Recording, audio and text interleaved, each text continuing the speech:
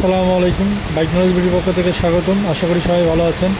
তো বাইরে তো অনেক বৃষ্টির শব্দ শুনতে পাচ্ছেন, প্রচুর বৃষ্টি হচ্ছে। তো অনেকে আমার কাছে জানতে চাইছে ভাই আসলে বাইকের চাকা পিছনের চাকাটা মোটা না চিকনটা ভালো।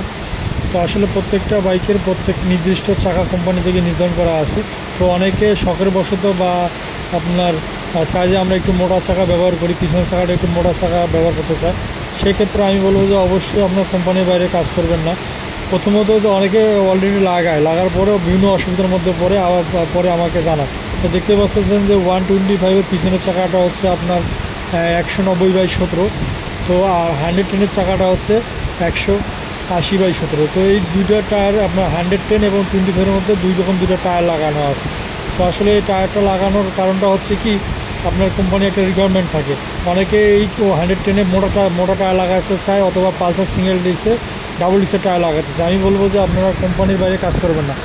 যদি আপনারা এর বাইরে মোটা টায়ার লাগান, সেক্ষেত্রে দেখা যাবে যে আপনার প্রথম যে অসুবিধা হবে, আপনার মাইলেজটা ড্রপ করবে, আপনার মাইলেজটা কমে যাবে। যেখানে আপনি 60 কিলোমিটার পাবেন ঘন্টায় মাইলেজ, সেখানে আপনি 50-45-এ পাবেন।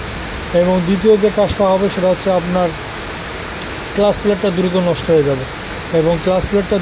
হয়ে যাবে এবং মাইলেজ কম পাবেন। আর মোটা চাকা এবং চিকন চাকার সুবিধা অসুবিধা আছে। যদি আপনার চিকন চাকা হয়, সেক্ষেত্রে আপনি আবার মাইলেজটা ভালো পাবেন, রাস্তার মধ্যে দ্রুত ভালো মাইলেজ পাবেন এবং আপনার একটা পারফরমেন্স ধরে রাখতে পারবেন। অসুবিধা হচ্ছে আপনার দেখা যাবে যে কাদামাটি বা আপনার কাঁচা রাস্তার মধ্যে গাড়িটা গ্রিপ করবে কম।